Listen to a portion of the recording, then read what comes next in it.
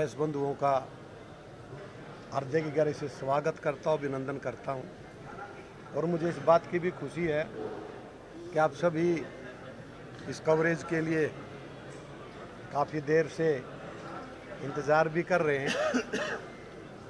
इसके लिए माफ़ी भी चाहूँगा कि प्रक्रिया में समय लग गया और मैं कुछ कहने से पहले, या मेरे को कुछ ज़्यादा कहना भी नहीं है, मेरे साथ देवेंद्र कादियानी जी, हमारी मातृशक्ति सावित्री जिंदल जी, राजेश जून जी, ये हमारे इंडिपेंडेंट विधायक हैं और मैं एक इंडिपेंडेंट कैंडिडेट हूँ राज्यसभा के एमपी के लिए। तो मैं सबसे पहले क्या चाहूँगा, देवेंद्र जी जो हमारे इंडिपेंडेंट विधायक है, ये कुछ बिंदुओं पे प्रकाश डालें। सबसे पहले आप सबका स्वागत है और धन्यवाद है।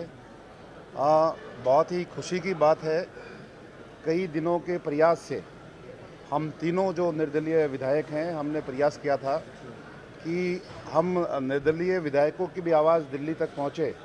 और एक हमारे बीच के साथी, जब हम दूसरी पार्टी में थे तभी भी हम सारे साथ थे और जैसी भी परिस्थिति रही हो हम साथ रहे।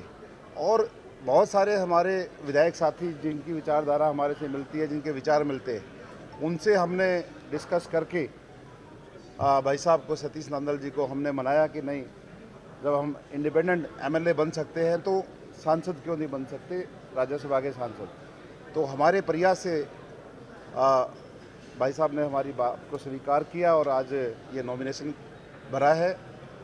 मैं, हमारी मातृशक्ति हमारे साथ है, मैं चाहूँगा वो भी दो मिनट इस बारे में कुछ बोले। हम सावित्री बहन जी, देवेंद्र कादियानी जी और मुझे इस हरियाणा की जनता ने इंडिपेंडेंट एमएलए बनाया है। इस तरीके से ही हम तीनों की सलाह थी कि हमने जब बीजेपी को अपना समर्थन दिया है तो इस बार हम भी बीजेपी से भी, कांग्रेस से भी, इनेलो से भी हम भी वोट मांगेंगे।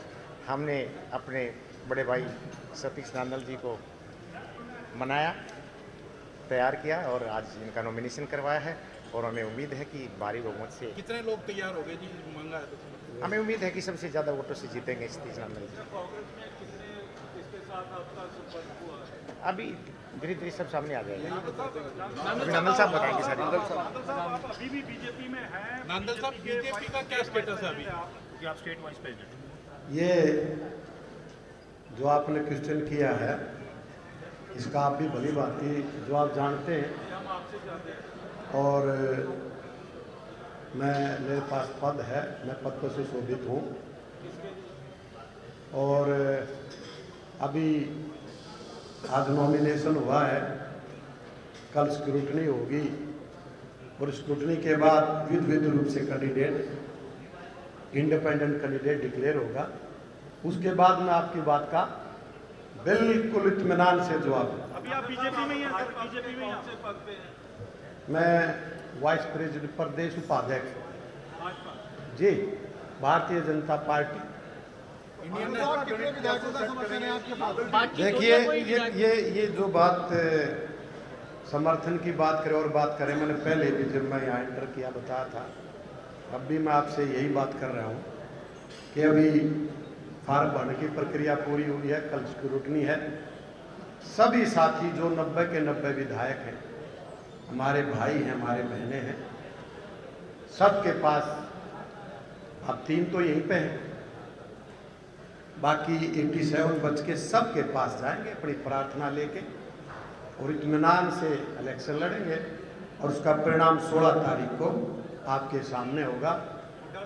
नंदल जी जो साथ, क्यों नहीं जाऊंगा, मेरे भाई हैं, बड़े भाई हैं, आदरणीय हैं, माननीय है, सम्मानीय है, नंदल जी जो सभी के पास जाएंगे। जो साथ आपके प्रस्तावक हो रहे हैं वो कौन कौन है? वो आपको पता लग जाएगा सवेरे न्यूज में। प्रस्ताव तो कोई भी हो सकता है। तो 2 भाइयों भी फार्म भरने के लिए आए थे। एक प्रक्रिया, आप जिसके पास जाएंगे, विधायक की जरूरत पड़ती है तो विधायक साथी सारे के सारे तैयार हो जाते, कोई दिक्कत वाली बात नहीं है। तो कांग्रेस से आपको उम्मीद है या पूरा विश्वास है कि वो टूट जाएंगे और आपके समर्थन में? ये आप भी भली भांति जानते हैं, ये मैं भी जानता हूँ हम प्रार्थना करेंगे और प्रार्थना स्वीकार होगी तो आपको पता लगेगा, ना स्वीकार हुई तो आपको पता लगेगा। और आपकी बातों का हर एक का बिल्कुल इत्मीनान से जवाब अब दे रहा हूँ, आगे दूंगा। ये राजनीतिक प्रक्रियाएं ये चलती रहती हैं, सौहार्दपूर्ण तरीके से चलती रहनी चाहिए। हमने समाज को, देश को प्रजातांत्रिक प्रणाली में चलाने का काम किया और आगे भी करते रहेंगे। आप सबका बहुत बहुत धन्यवाद। मैं आप सभी का बहुत बहुत धन्यवाद करती हूँ कि आप लोगों ने हम लोग को का इतनी देर से इंतज़ार किया। और जिस तरह से हम लोग 3 इंडिपेंडेंट हैं तो हमने सोचा कि हमारी ऊपर तक आवाज़ कोई पहुँचाए। राज्यसभा से आज नांगल साहब को हम लोग उन्होंने फॉर्म भरा है और हम चाहते हैं कि नांगल साहब जीत कर आएँ और हमारी आवाज़ को, जिस तरह से हम लोग अपनी आवाज़ को यहाँ विधानसभा में उठा रहे हैं, ये हमारी आवाज़ को लोकसभा में उठाएँ।